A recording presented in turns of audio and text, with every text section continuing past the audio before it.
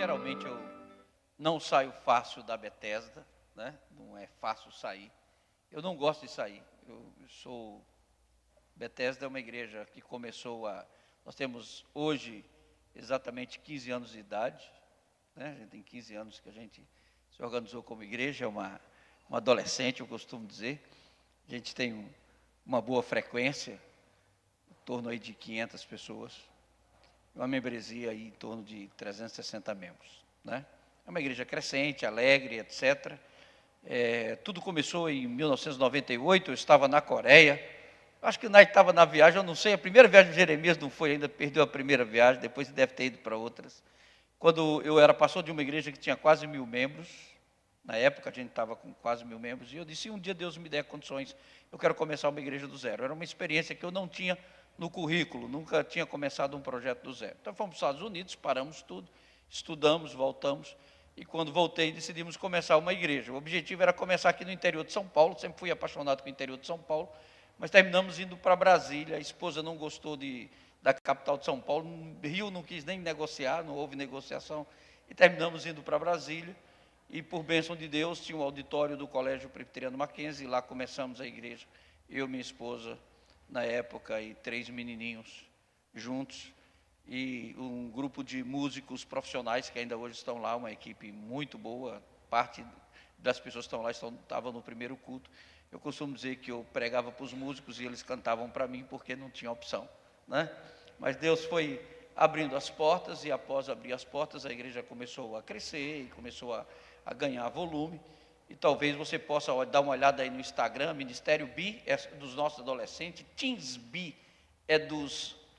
Ministério B é dos jovens, Teens B é dos teens, dos adolescentes, e tem mulheres, e tem tudo, e tem muita coisa na igreja que eu nem sei o que é que acontece, mas eu sei que tem muitas atividades, muitos ministérios. Tá bom. Dito isso, eu sou Sigisberto, vou fazer 60 anos, vou fazer 40 anos de pastorado, 40 anos de casamento, e já tenho aí uma experiência longa em termos de trabalho com a Igreja Presbiteriana do Brasil, a nossa querida igreja presbiteriana aí meu netinho é presbiteriano de 6ª geração. Então a gente já tem um bom currículo dentro da nossa querida IPB, que a gente ama, e acontece uma série de fatores. Fizemos um trabalho muito bom no noroeste de Minas, com igrejas, plantando igrejas, construindo igrejas, coisas nessa área. E um dia eu estou no meu gabinete, alguém chega lá e diz, Sisberto, tem um grupo de pastores presbiterianos em Moçambique comendo rato. Eu falei, isso é meio ultrajante para nós. É claro que o rato deles não é igual ao nosso, mas é um rato um pouco maior, mais conservado, mas a origem é a mesma. E diante disso eu falei, então deixa eu pesquisar o que está acontecendo. E quando eu pesquisei, eu soube que um grupo de presbiterianos haviam fugido da guerra civil em Moçambique para o Malawi. O Malawi é um país bem presbiteriano, mais de 30% da população do Malawi é presbiteriana. E o Malawi foi evangelizado por uma figura muito conhecida no mundo missionário, que foi David Livingstone. Então o Malawi tem uma grande influência evangélica. Quando você estuda sobre o Malawi e estuda sobre o Moçambique, você vê as diferenças na formação do povo. Eu acredito que alguns assistiram o filme O Menino que Inventou o Vento. Alguns assistiram, tem a ver com o Malawi, e aquela é a realidade do interior. Eu vivi um pouco dessa realidade do Nordeste, é muito parecida com o que acontecia no Nordeste, etc., aquela questão toda. E começamos a fazer uma pesquisa e descobrimos que havia ali, durante a Guerra Civil, a história da Guerra Civil, um grupo de presbiterianos, um grupo de pessoas fugiram para o Malawi. E ao fugir para o Malawi, elas tiveram contatos com o presbiterianismo pela primeira vez na história. E um desses líderes, um jovem chamado Daniel Catapola, que resistiu à Guerra Civil, se converteu no Malawi, fez um estudo teológico no Malawi com presbiterianos, voltou para Moçambique e começou a pregar o evangelho em todas as vilas que ele pôde. E ele saiu pregando o evangelho em cerca de 76 vilas, onde hoje existem cerca de 76 igrejas e 7.000 presbiterianos. Mas tem um problema, em Moçambique, eles não tinham templos de tijolos. E quem primeiro ajudou eles a fazer alguma coisa foi a Igreja Presbiteriana da Escócia. Então, por bênção da história ou dificuldade, nós não sabemos, quando o pastor que os ajudava, que fez aquele primeiro trabalho de pesquisa, de construir os primeiros templos, quando ele se aposentou, voltou para a Escócia. E o pastor que foi para lá, escocês, no aeroporto, teve um ataque cardíaco e não conseguiu chegar no campo. Partiu para outro lugar. E o trabalho ficou abandonado e uma série de problemas. Só quem conhece um pouco da África sabe o que é que está acontecendo. Mas aí, das pessoas que trabalhou comigo no projeto do Chile, a gente fez um projeto no Chile em 1998. A gente levou 42 adolescentes para o Chile, num ônibus, e iniciamos um relacionamento com a Igreja Presbiteriana do Chile. Desse relacionamento, muita coisa aconteceu, igrejas, etc. É uma história longa que eu não vou contar aqui, vou deixar o projeto do Chile do lado, e que hoje é autônomo, continua, tem seminário, tem uma série de recursos. Mas aí, uma pessoa que trabalhou comigo no projeto do Chile, visitou esse pessoal, deu uma olhada e voltou. E quando ele voltou, eu comecei a perguntar pelas necessidades e o que a gente poderia fazer.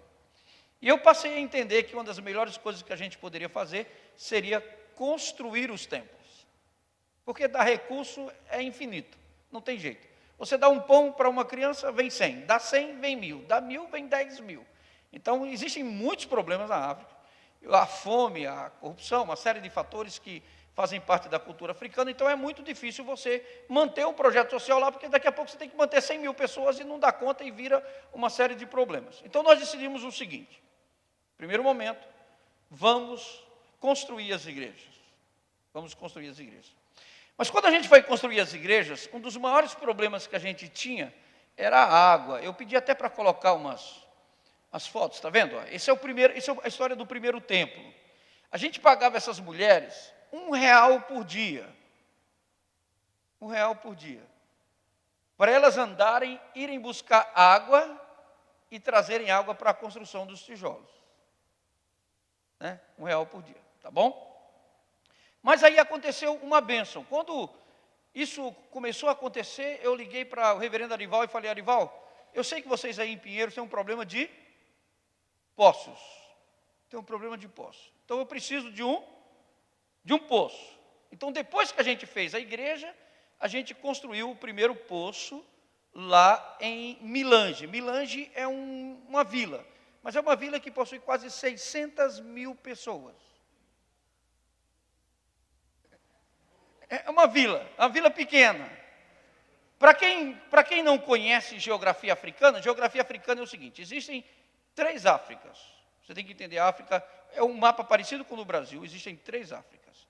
A África que nós chamamos de supra-saariana, que está acima do deserto do Saara, que também é chamada de África branca e África rica. Você tem a África do meio, que é chamada de África saariana, que é uma África dos beduínos, dos marroquinos, é a África dos tuaregues, e você tem a África de baixo, ou a África angolana, moçambicana, a África do Sul, que é chamada de África negra, África sofrida.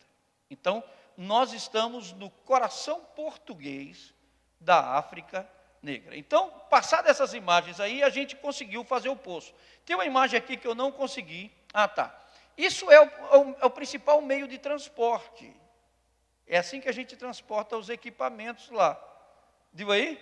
Bicicleta. Então, a gente fez um movimento para, no primeiro momento, doar para os pastores e algumas pessoas bicicletas, porque bicicletas tem a ver com renda, tem a ver com trabalho, tem a ver com alguma coisa que eles podem fazer. O pessoal, vamos dar uma moto, e o combustível, e a manutenção, e a tecnologia e tal. Aí a gente fez um projeto para distribuir bicicletas. Eu gosto de contar a história. Tem um menininho da igreja que fez igual aqui, trouxe a ofertinha: tome 2 bicicletas, pastor, mas domingo que vem o senhor me mostra a foto aí do cabo recebendo a minha bicicleta e diz que foi com o meu dinheiro, né? Eu gostei do menino, eu gosto de menino assim. Então foi lá, então a gente fez uma doação de bicicletas, é assim o projeto, etc. E chegamos num modelo de templo muito simples, que é esse tipo de modelo aí. Esse dia não estava acabado ainda, agora está bonito, que é feito no tijolo, cimento E depois a gente bota essas cadeiras bonitas aí, enche de cadeira, aquela coisa toda. Aí, ó, esse é mais ou menos o que aconteceu no final, esse projeto. Tá bom. Quando eu liguei a primeira vez, o missionário disse, não, isso aqui é muito barato, não sei o que lá, a gente faz uma igreja com 15 mil. Eu digo, se for com 15 mil, eu faço 100. Não precisa nem ficar preocupado. Mas quando a gente pegou tudo, transporte, etc., passagem, comida, etc., etc., o custo total ficou em 98 mil reais. Quando botamos na planilha, a gente somou, ajeitou, ficou em 98 mil. Tá bom, fizemos a primeira, e aí eu comecei a criar uma ideia de como eu vou envolver meus amigos nesse negócio. Meus amigos pessoais. Aí eu criei um temazinho, amigos do Zambeze. Eles não são meus amigos, eles são amigos do Vale do Zambeze. O Zambeze é um rio que corta a África quase que do norte ao sul. E o Zambeze passa por 19 países africanos. Um dos problemas que a gente tem na África se chama tribalismo. São muitas tribos, às vezes dentro de um mesmo país. Eu falei, se a gente botar um nome Moçambique, vai dar briga. O pessoal de Angola não vai. Se botar Malawi, não dá tal. Então, nós começamos a pegar esses irmãos e organizamos uma igreja presbiteriana, com o estatuto presbiteriano, tudo da maneira mais ou menos presbiteriana, como o Simon fez aqui, que nós passamos a chamar de Igreja Presbiteriana do Vale do Zambeze. Tá bom? Fizemos a primeira campanha, e o objetivo era levantar 75 mil, 80 mil, e os amigos do Zambeze terminaram doando para o projeto 200 mil, na época mais ou menos 200 mil reais. Sobrou lá 50, 60 mil reais, quando nós fizemos todas as despesas, ajeitamos, etc. Sobrou dinheiro, graças a Deus. O presbiteriano tem algumas características, nós somos assim, tal, mas é tudo rico, tem dinheiro guardado, sempre tem. Então isso é uma bênção do presbiterianismo. Então a gente pegou e construiu, e ajudou a comprar, juntamos 3 igrejas, 4 pessoas, e compramos mais uma igreja e demos de presente no Natal do ano passado, chamado Igreja Presbiteriana de Zango, em Angola. Então o que era para ser um, virou 2. E aí o próximo passo foi fazer o poço. Mas nós descobrimos uma coisa, que para mim é um pouco difícil, mas eu tenho às vezes que dar um toque aqui para vocês. O comércio africano está sendo grandemente dominado por 2 grupos de pessoas, os chineses e os muçulmanos. Então, para fazer igreja, a gente terminou quase que dando lucro para chinês e muçulmanos. Então, nós fizemos as contas, sentamos, conversamos, doamos as bicicletas, etc.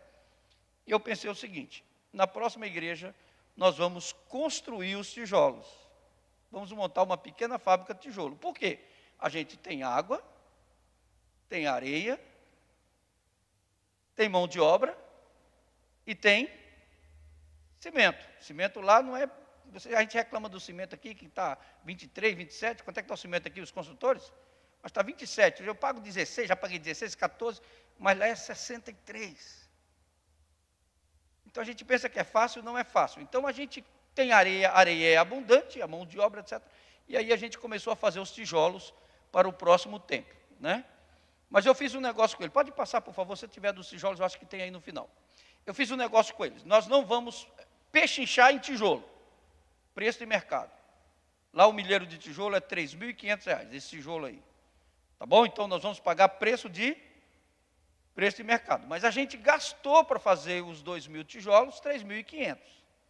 Então o timezinho lá de presbiterianos que mexe com tijolos já ficou feliz da vida. Já estão começando a sentir o gosto do capitalismo, né? Fazer, vender, etc., ganhar, estão felizes da vida. Então, a gente vai fazer os tijolos, o que a gente puder colocar na mão deles para fazerem, a gente vai ensiná-los, não simplesmente a receber, mas também a trabalhar. E aí, como a gente já deu algumas bicicletas aí na região, dessa vez nós não vamos dar bicicleta, nós vamos dar máquina de costura. Máquina de costura para as mulheres. Então, a mulher lá bota uma máquina de costura, ajuda alguém, a gente ajuda a comprar o tecido, ajeita, vira, etc, etc, etc. Então, em tese, esse é o projeto. Tá bom. Quando a gente pensou no dinheiro, eu falei, a Bethesda vai dar uma parte, vai assumir o compromisso. Aí depois eu falei, mas eu acho que eu preciso de ajuda. Aí eu falei, mas eu acho que eu vou pegar alguns irmãos aqui para me ajudar. Eu olhei minha lista aqui e falei, quem é que eu vou botar nessa lista? Eu falei, Arival vai me dar os postos. Aí liguei para Arival, me dá os postos, tá bom, Roberto. 2 postos por ano.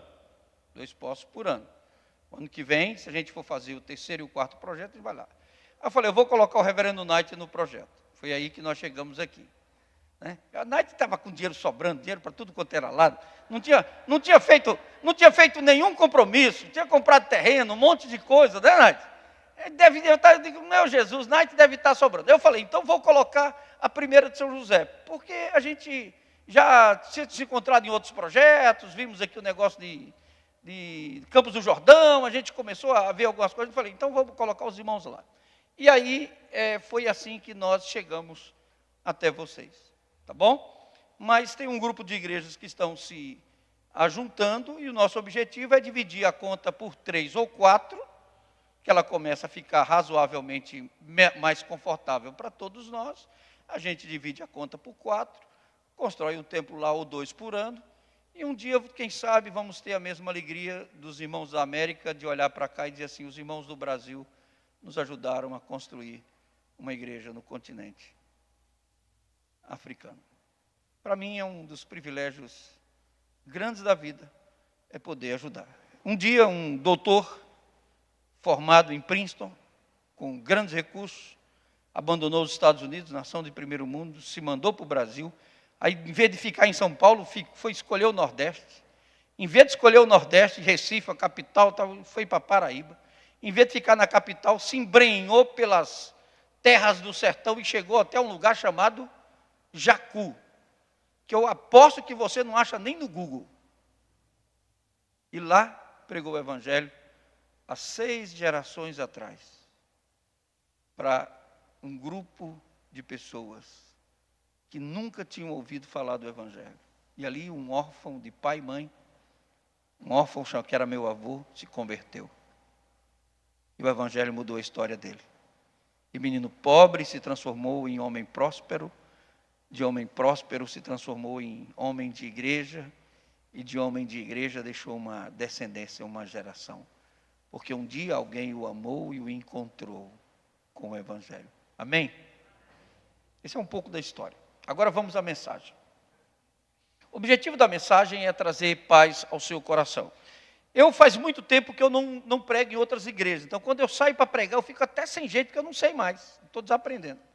Só sei pregar na Bethesda, né? Bethesda é uma igreja jovem, tem 15 anos, boa parte das pessoas ainda não tem algumas mentalidades cristãs maduras, porque há muita gente nova, a gente ordenou os novos diáconos lá, esses dias, quase todos convertidos na igreja, né? Então o pessoal ia chegando na igreja, vai chegando, e sempre chega gente nova, num lugar relativamente difícil, que é Brasília, um lugar que vocês já devem ter ouvido falar aí por causa de alguns detalhes, que é o Lago Sul, uma região complexa da cidade de Brasília, mas um pessoal que está aprendendo também e sendo desafiada a participar desses projetos, a participar, a doar, né? É um público privilegiado pelo privilégio de recursos, etc., etc., mas não existe privilégio maior do que o privilégio de contribuir com o crescimento do Evangelho. Deus tinha muitas coisas para nos dar, mas a Bíblia nos diz que Ele nos deu o que Ele tinha de mais precioso, seu único Filho, para que todo aquele que nele crê não pereça, mas tenha a vida eterna. Tá bom, na Bethesda eu estou pregando sobre Romanos, livro de Romanos. Pela primeira vez na minha vida pastoral, eu estou fazendo uma série de sermões com 36 mensagens no livro de Romanos. Então não precisam ficar preocupados que eu vou pregar só 28 hoje à noite. Tá bom? Então não precisa ficar preocupado. Estou fazendo uma série de mensagens com 36 mensagens. Eu acho que nós estamos na mensagem de número 30. E a equipe de louvor tem que cantar a mesma música, que é a música tema, 36 vezes.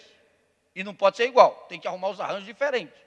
Porque se ficar igual, o povo reclama. Está repetindo, está repetindo, está repetindo. Eu não posso repetir a mensagem e eles não podem repetir a mesma música. Sobre o livro de Romanos, tem 3 pontos interessantes.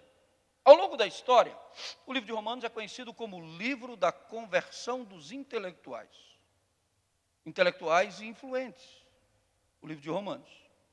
Desses influentes intelectuais convertidos lendo o livro de Romanos, um dos mais proeminentes se chamou Santo Agostinho, que era um homem rico, muito próspero, tinha uma vida relativamente livre, era um Jorginho. Eu costumo dizer que Santo Agostinho era um Jorginho Gimli da vida.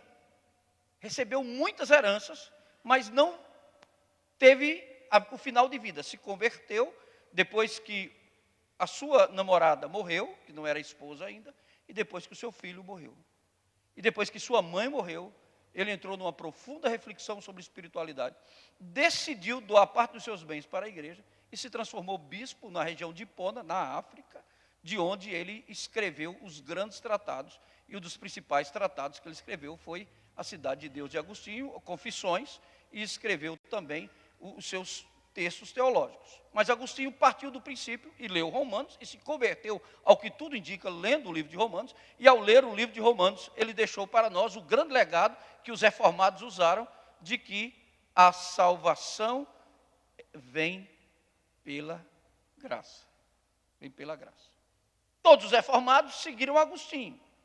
Lutero, Calvino, etc, etc, etc. Quando a Alemanha caiu numa tragédia teológica sem precedentes, se levantou um novo homem, que não é um teólogo tradicional, que é um teólogo considerado novo, relativamente novo, é chamado Karl Barth, mas Karl Barth também se converteu lendo o livro de Romanos, numa época de muito liberalismo na Alemanha. Então, ele escreveu um livro intitulado, ele fez um comentário de Romanos, de uma série de textos sobre Romanos, intitulado Eu Não Tenho Vergonha do Evangelho. Então, até esse determinado momento, nós tínhamos duas grandes diretrizes para pensar sobre o livro de Romanos. A primeira a salvação é pela graça. E a segunda eu não tenho vergonha do Evangelho. Mas tem um brasileiro, chamado Fausto de Souza, que foi um coronel, que aqui na região de São Paulo, aqui na região do Ribeira, quando o nosso primeiro pastor tombou na estrada, José Manuel da Conceição, ele foi o homem que levou José Manuel da Conceição para o hospital, e o colocou no hospital e foi o enfermeiro vigilante sobre José Manuel da Conceição. E enquanto José Manuel da Conceição estava morrendo no hospital, ele pregou o evangelho para Fausto de Souza, e Fausto de Souza escreveu um pequeno comentário de Romanos, chamado Jesus é tudo.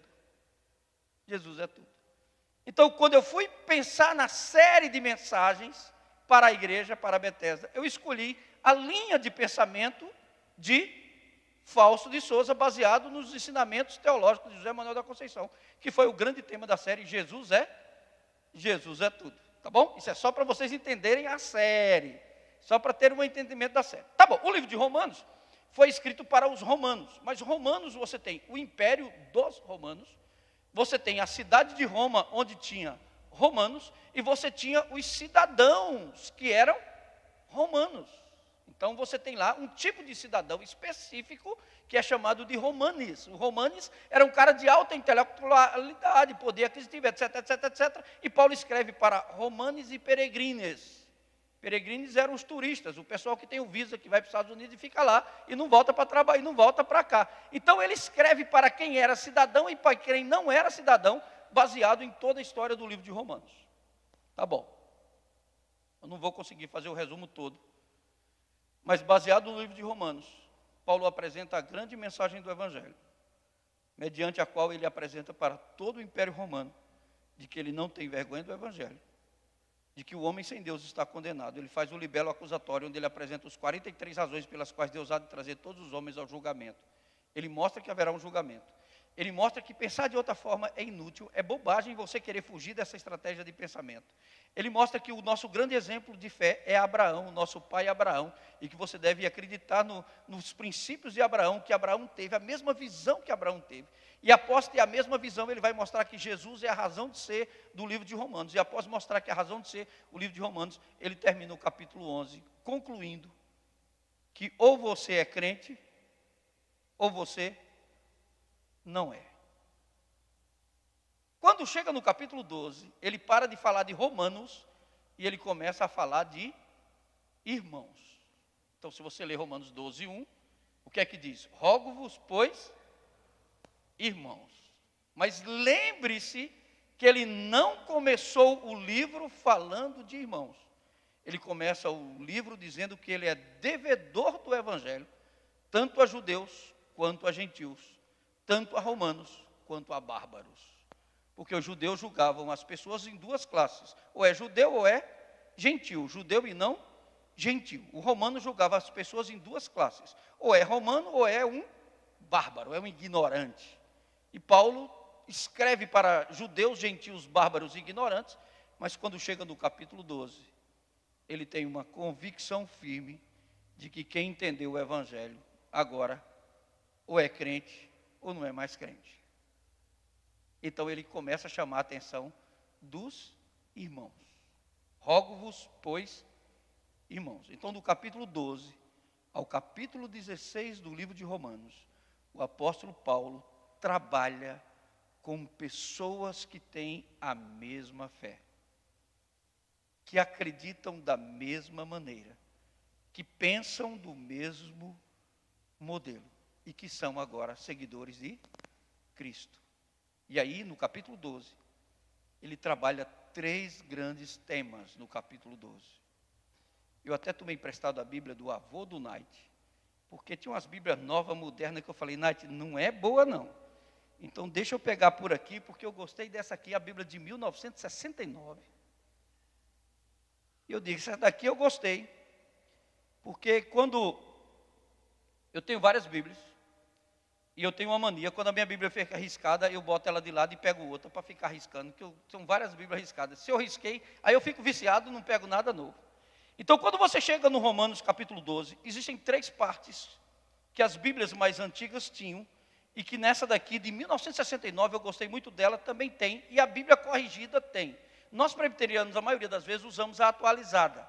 É o grande uso da Bíblia, da maioria das vezes. Eu gosto muito da corrigida. A corrigida tem seus motivos, eu não vou explicar isso aqui agora, mas é o seguinte, Paulo divide o capítulo em 3 grandes temas. O primeiro tema, do versículo 1 ao versículo 2, é o culto. Todo cristão, ele se torna um adorador. Ele é um adorador de Cristo. O romano tinha o culto a vários deuses, eram politeístas, eram pessoas que tinham muitas adorações. Mas o cristão é alguém que adora a Deus. Então, Paulo trabalha 3 grandes temas. O primeiro tema é o culto. O segundo tema, do versículo 3 até o versículo 8, é o exercício dos dons, os dons e talentos que Deus dá ao seu povo.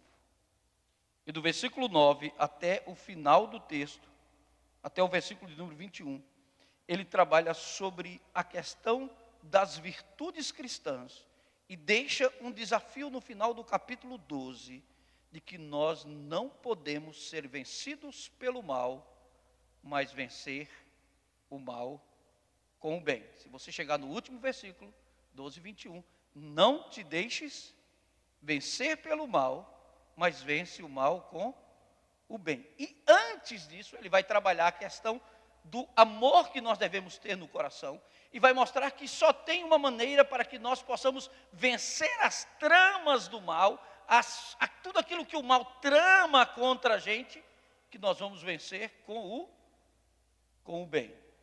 Mas hoje à noite eu quero focar nos dons, nos talentos, naquilo que Deus nos deu como presente, naquilo que Deus nos dá como bênção.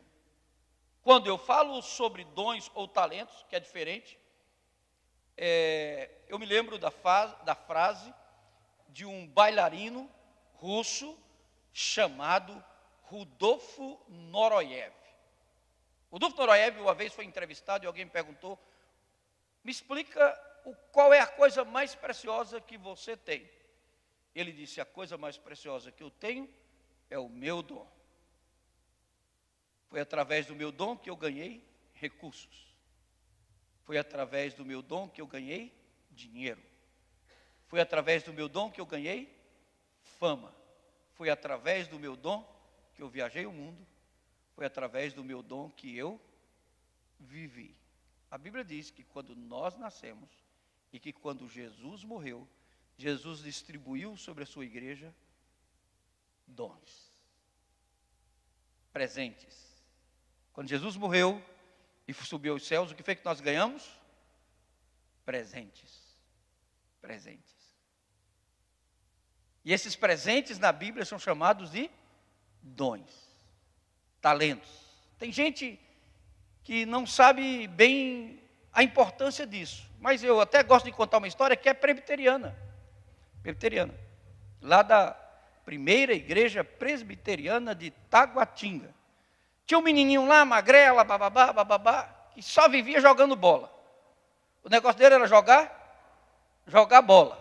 Jogava bola de manhã, jogava bola de tarde, jogava bola de noite e sonhava jogando bola. E a mãe na SAF, preocupada, meu Deus do céu, o que vai ser desse menino? Esse menino só pensa em jogar bola. Chamava as irmãs da SAF para orar, minhas irmãs, por favor, ora pelo meu filho. Mas qual é o problema do seu filho? Tudo que ele sabe é jogar bola. Como é o nome do menino? Cacá. Tudo o que ele fez na vida foi jogando bola. O talento que Deus te deu. Aí Deus não me deu o dom de jogar bola, mas quem sabe deu o dom de fazer pipoca, né? Deu o dom de fazer alguma coisa. Tem uma história muito bonita na igreja presbiteriana de Paracatu. Um dia eu estou no gabinete pastoral, alguém chega, esse pastor, estou com uma dificuldade muito grande, e o meu salário esse mês não vai dar para pagar as contas, etc. Eu gostaria de entrar no projeto da junta diaconal. Naquela época não tinha Bolsa Família, não tinha isso. E a gente tinha na igreja um estoque de bolsa, de cestas básicas, que a gente chamava o nosso banco de cestas básicas, que a gente distribuía para famílias carentes, etc, etc. E ele viveu um período lá. Mas um dia, ele descobriu que sua mãe lhe ensinou a fazer salgadinhos. E alguém comprou para ele o trigo. E alguém ajudou ele a comprar algumas coisas. E ele começou a fazer salgadinhos. Essa é a história de uma grande fábrica de salgados, chamada Salgados Manar. Quando ele construiu a fábrica, a capacidade de produção de 2 milhões de salgados. Deus deu aos homens dons e talentos. No livro de Romanos, capítulo 12, Jesus, através de Paulo, para enfatizar a importância de Jesus, está dizendo que a igreja daqueles dias recebeu dons. A partir do versículo de número 5, ele diz: assim também nós, conquanto somos um só corpo em Cristo, e também somos membros uns dos outros. No versículo 4 ele explica que nós não temos a mesma função, mas ele diz que Deus deu talento aos homens, deu dons aos homens, pela graça que nos foi dada em Cristo Jesus, no versículo 3, e que Deus repartiu sob medida com as pessoas. No versículo de número 5, ele começa a explicar a questão do corpo, e no versículo de número 6, ele fala sobre os nossos preciosos dons para exercê-los na igreja. Tendo, porém, diferentes dons, segundo a graça que nos foi dada, seja profecia, que é o primeiro, segundo a proporção da fé. Se é ministério, dediquemo-nos ao ministério, né? Ministério, eu tenho versões, eu pego várias versões de Bíblia, mas eu gosto muito do que nós chamamos exercer ministério, tem a ver com aceitar missões, aceitar tarefas, aceitar projetos. Se você aceita um projeto, entregue. Se você pega uma missão, cumpra. Se você pega alguma coisa para fazer, realize. Não deixe o negócio pelo meio da estrada. Seja alguém. Se Deus te deu o dom de ser profeta, você sai por aí pregando, aos 4 cantos, exortando, chamando as pessoas à conversão, à mudança. Mas se você é um manager, um gerente de projetos, então que você entregue os projetos que as pessoas lhe confiam, que você possa confiar isso. Se é ensino, faça com esmero.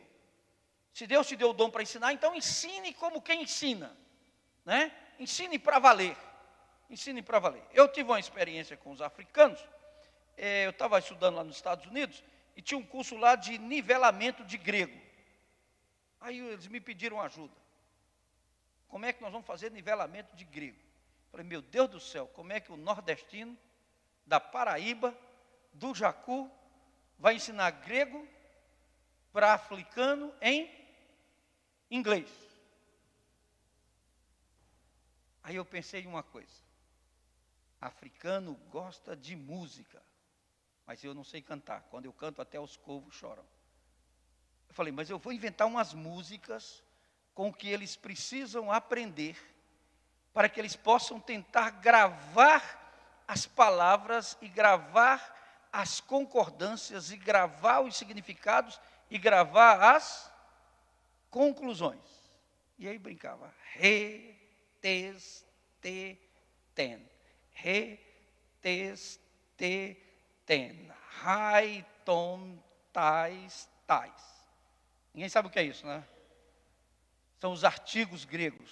E através dos artigos você identifica as palavras. E através das palavras você identifica se é feminino, masculino ou neutro. E você vai indicando. E a gente cantava, gritava e brincava. Quando você recebe a missão de ensinar, você tem que entender o que é ensinar.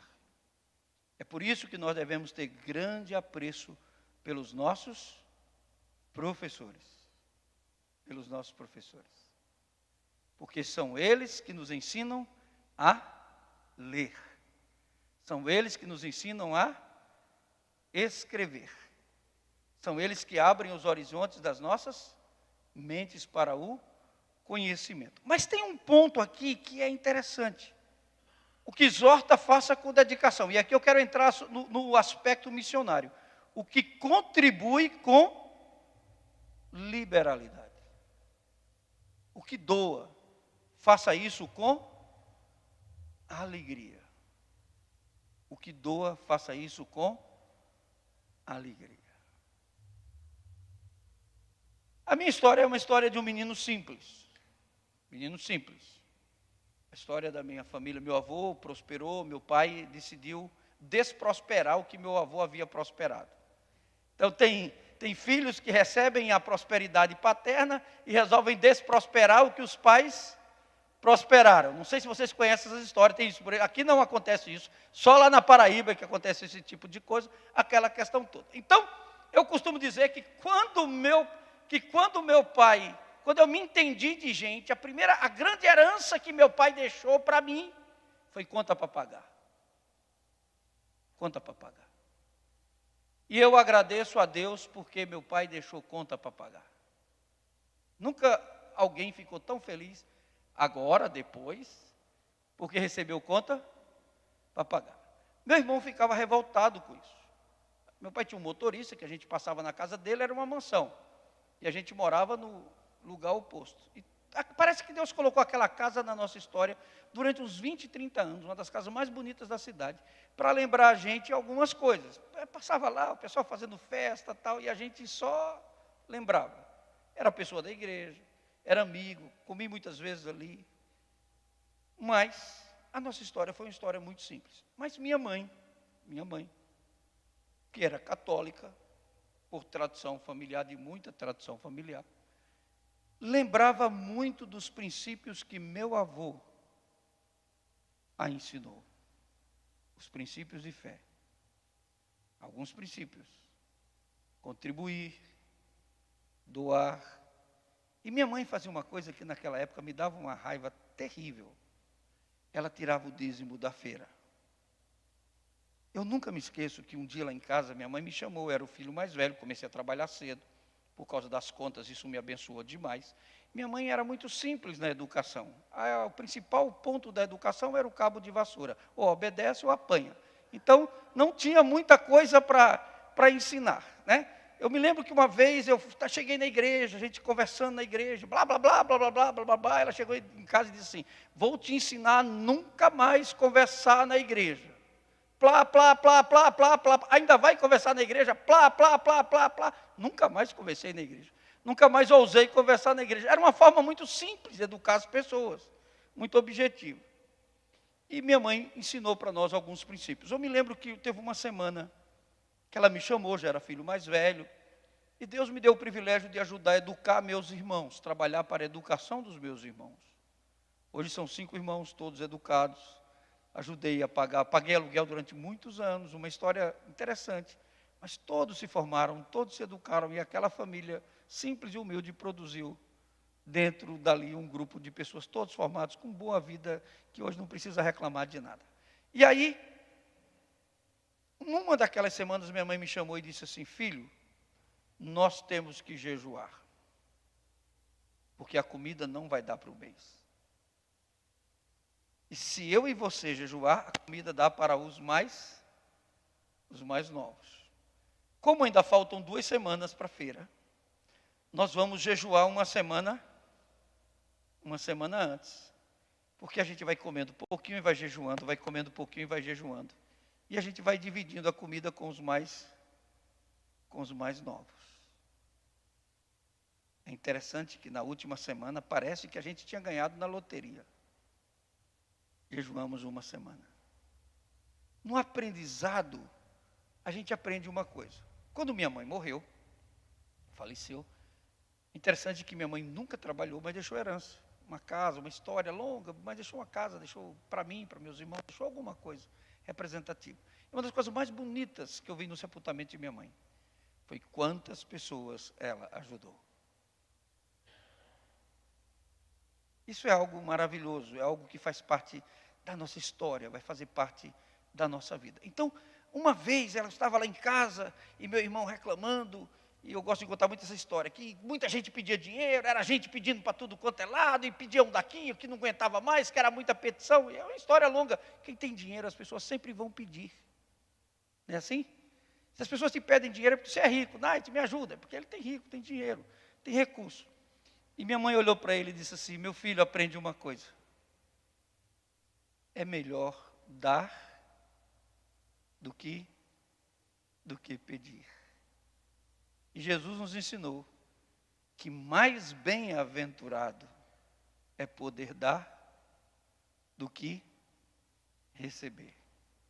Eu nunca entendi isso, eu achava que bem-aventurado era quem recebia. Mas hoje eu entendo que mais bem-aventurado é quem doa, porque quem doa tem e sempre vai ter. Se você recebeu de Deus o dom para doar, não fique triste. Se antes você ajudava 5 e hoje ajuda 10, não se preocupe. Quem sabe amanhã você vai ajudar 20. Quem sabe ao longo da sua vida você vai ajudar dezenas, centenas e milhares. Porque quando Jesus subiu aos céus, ele distribuiu aos homens dons. E dentre os dons preciosos que ele nos deu, ele também nos deu o privilégio de repartir os dons. Eu espero que nesse projeto do Zambeze, dos amigos do Zambeze, nós possamos encontrar muitas vidas e muitas pessoas preciosas que de alguma maneira vão abrir o coração para ajudar irmãos ou pessoas ou crianças que estão ali na África às vezes, que dependem muitas vezes de um lanche durante uma semana ou de alguma coisa para comer. Que Deus nos faça uma geração de doadores. Amém, irmãos? Amém? Deus te abençoe. Deus abençoe, pastor. Antes de encerrar, vou contar só mais uma historinha. Eu sou contador de histórias. Já deu para ver, não já? Já. Existe um cara chamado Richard Pratt, que estudou o discurso de Jesus. E ele disse que Jesus não foi pregador. Jesus não pregou sermões. Ele disse que Jesus contou histórias. E os contadores de histórias serão para sempre lembrados. Então hoje eu conto histórias que eu ouvi de meu pai e nós vamos contar história para mim. Eu vou contar uma última historinha para vocês, tá bom? Havia um país presbiteriano muito rico na Europa. Vocês sabem quem são, não? São os nossos avós. Nós somos filhos da igreja americana e netos da igreja escocesa e bisnetos da igreja presbiteriana da Irlanda. Os irlandeses evangelizaram a Escócia. Os escoceses evangelizaram a América. E a América evangelizou o presbiterianismo brasileiro. Esses dias eu estive numa cidade chamada John Knox, Knoxville. É a cidade que construíram em homenagem a John Knox. Eu fiquei assustado. Riqueza. A quantidade de carro de luxo. Mas não é em garagem, como aqui que eles botam ou tal. Assim nos pátios. Eu falei, pô, como é que um povo deixa uns carros tão bonitos desse? Isso é sinal de riqueza e prosperidade. Knoxville, tem uma grande igreja lá chamada Cedar Spring, que é uma das igrejas que investe muito dinheiro no mundo todo em missões. Então, no século passado, antes do alvorecer do século XVIII, nós estamos falando do século de 1700, o país mais doador do mundo era a Escócia. Se você estudar a história da África, você vai descobrir que existem universidades na África do Sul, em vários lugares, que foram os escoceses que construíram e doaram. Então, os escoceses eram os grandes doadores presbiterianos do mundo. Mas a Escócia começou a se encantar com a riqueza, com o secularismo. Achar que isso é bobagem. Achar que isso não tem valor. Achar que isso não deve ser ensinado à próxima geração. E a igreja escocesa entra em declínio. Mas os escoceses que foram para o sul dos Estados Unidos, por isso os sulistas americanos são muito parecidos com os escoceses, decidiram, desde o começo da história dos Estados Unidos, investir em missões. E um dos países escolhidos para que nós fôssemos abençoados com recebimentos de muitos recursos missionários foi um país chamado